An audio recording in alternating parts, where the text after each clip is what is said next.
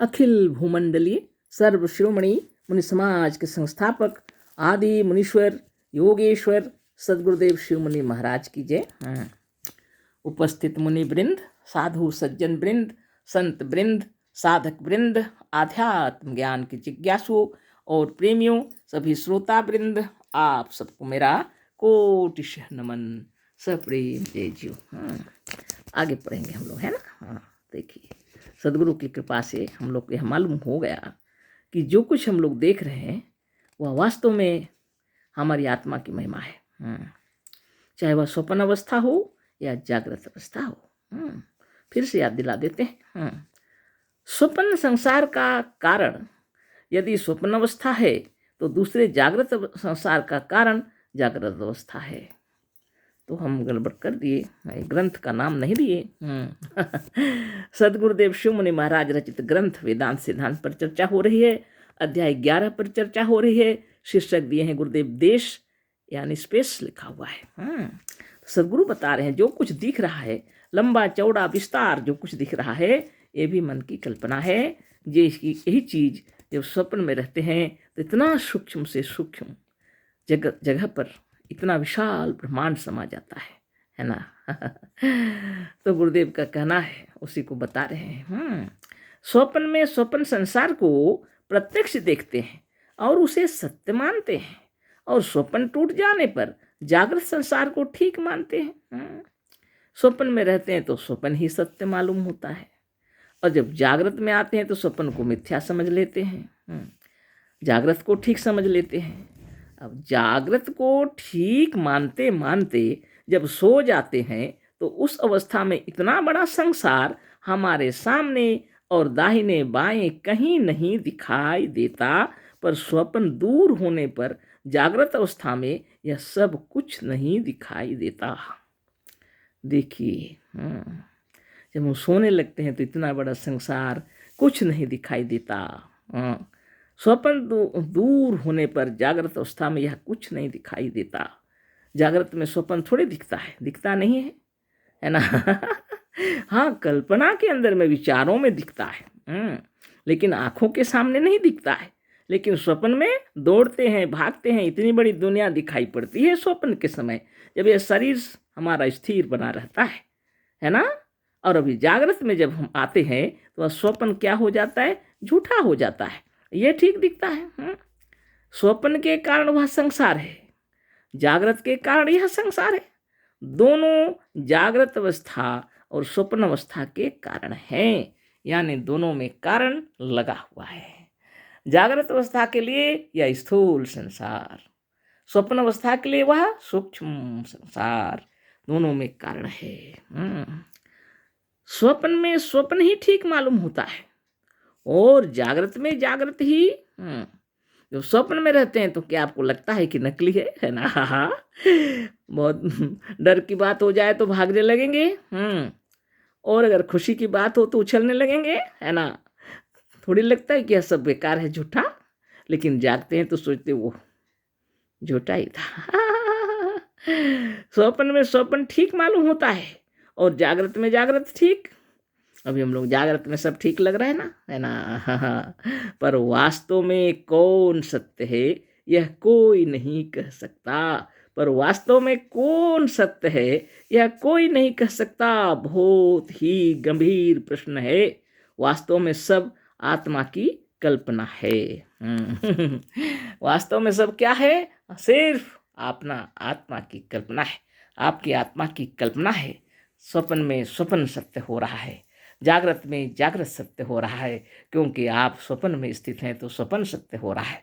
आप जब जागृत में हैं तो जागृत सत्य हो रहा है। आप जहाँ हैं वही सत्य हो रहा है। आप नहीं हैं तो कुछ भी नहीं है ना। देखिए, सब गोलमाल सुनसान और एक प्रपंच मात्र है जो आत्मा की कल्पनाएं हैं।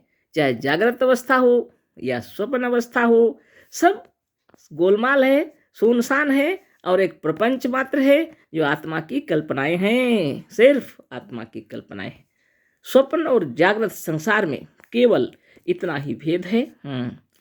स्वप्न में और जागृत की अवस्था के जो दिख रहे हैं वो संसार में केवल इतना ही भेद है कि एक व्यष्टि की कल्पना है, तो दूसरी समष्टि की।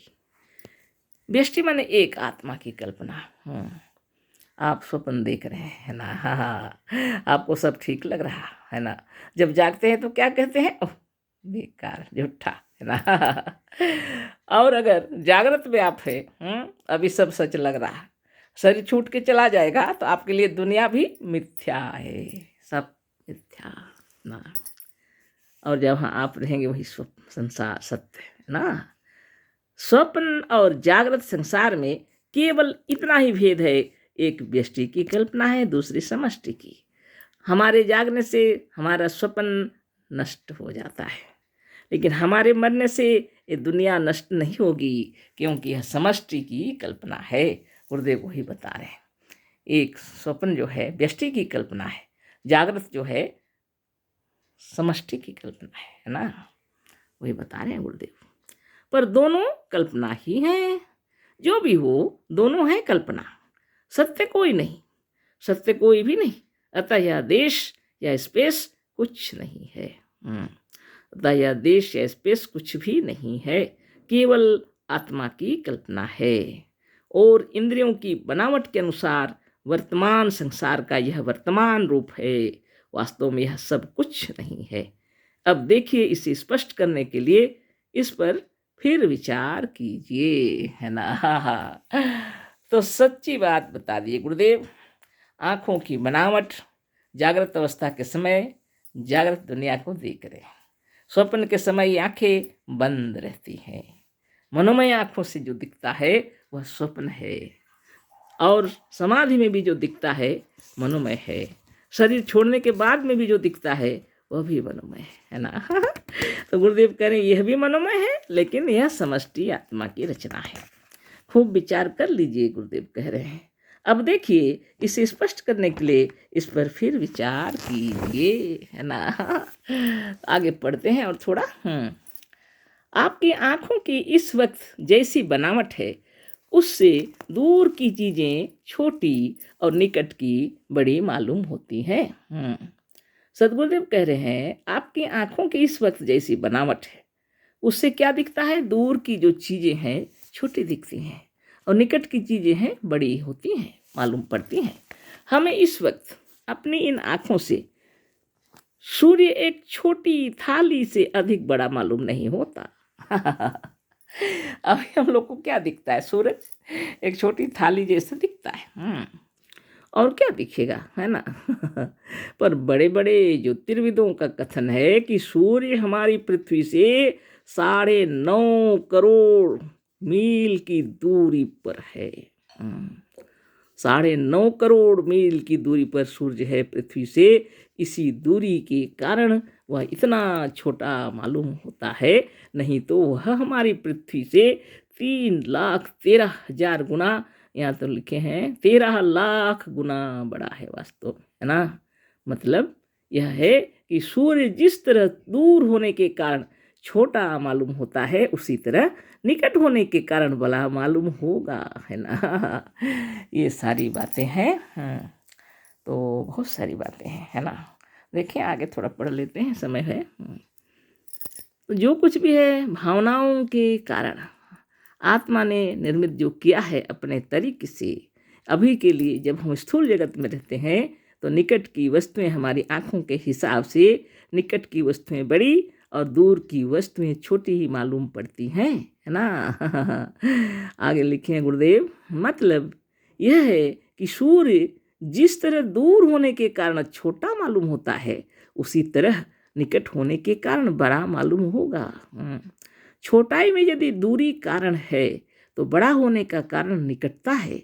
वह कोई यंत्र विशेष है, कारण दोनों में लगा है। दूर होने के कारण जो चीज छोटी मालूम होती है, वही नजदीक होने के कारण बड़ी। अतः यह छोटाई और बड़ाई सब कल्पना मात्र है, काल्पनिक नहीं, वास्तविक नहीं। हम गलत पढ़ दिए, सब कल्पना मात्र है, वास्तविक नहीं। छोटा बड़ा जो दिख रहा है वास्तव में सब कल्पना मात्र है, सच्चाई इसमें नहीं है। सब हम लोग के आत्मदेव ने अपने तरीके से कल्पना कर लिए हैं। चेतन आत्मा की कल्पना से सब दिख रहा है। स्थूल जगत में अभी हम लोग देख रहे हैं कि बड़ी चीज़ जो दिख रही है नज़दीक होने के कारण, वही चीज़ को दूर से देखेंगे तो छोटी मालूम होगी। आगे देखिए सदगुरु क्या लिख रहे हैं, है ना। तो कोई भी यंत्र कारण दोनों में लगा है। दूर होने के कारण जो चीज़ छोटी मालूम होती है वही नज़दीक होने के कारण बड़ी। अतः यह छोटाई और बड़ाई सब कल्पना मात्र हैं, वास्तविक नहीं। बहुत से लोग तो जब कपड़ा इत्यादि खरीदने के लिए किसी दुकान पर जाते हैं तो कपड़े को हाथ में लेकर कुछ दूर करके देखते हैं। ऐसे लोगों का विश्वास है कि बहुत दूर या नज़दीक से चीज़ों के रूप रंग का ठीक ठीक ज्ञान नहीं होता है ना। चीज़ें को कभी नज़दीक से देखेंगे तो दूसरा लगेगा, दूर से देखेंगे तो दूसरा लगेगा। कलर का प्रभाव भी अलग अलग लगता है मालूम पड़ता है। ऐसे कपड़ों को देखते हैं कभी दूर करके कभी नज़दीक करके, जब तो सब पसंद आता है तो देख लेते हैं। ऐसे लोगों का विश्वास है कि बहुत दूर या नज़दीक से चीज़ों के रूप रंग का ठीक ठीक ज्ञान नहीं होता है ना। अब देखिए पर मध्य की बात निरी कल्पना है। अब दूर और नज़दीक, अब बीच वाली बात आ गई।